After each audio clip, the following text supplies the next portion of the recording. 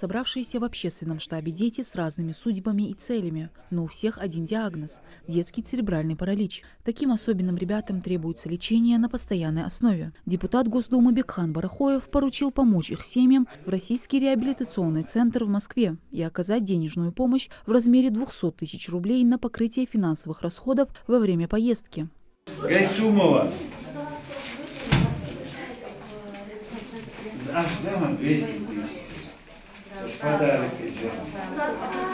А для того, чтобы порадовать ребят и скрасить их досуг в дороге, малышам подарили гаджеты, планшеты, наушники и не только. Элита Ибрагимова признается, что быть мамой особенного ребенка нелегко, и такая помощь для них большая поддержка. Лечились в Москве, сколько мы уже не могли туда выехать, вот нам вот повезло, вот так вот мы сейчас, вот нам деньги дали, подарок дали, мы очень благодарны, очень рады, аж плакать хочется.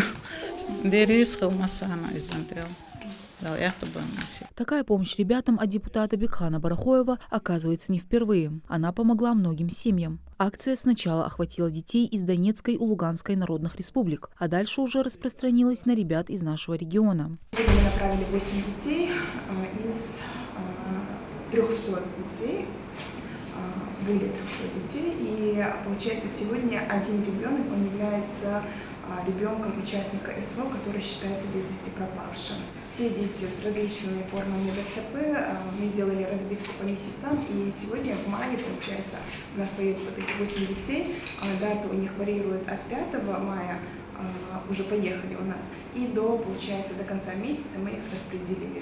Благотворительная акция продолжится и дальше. Меценат в рамках нее намерен охватить еще больше семей для того, чтобы помочь им в одном из очередных этапов лечения.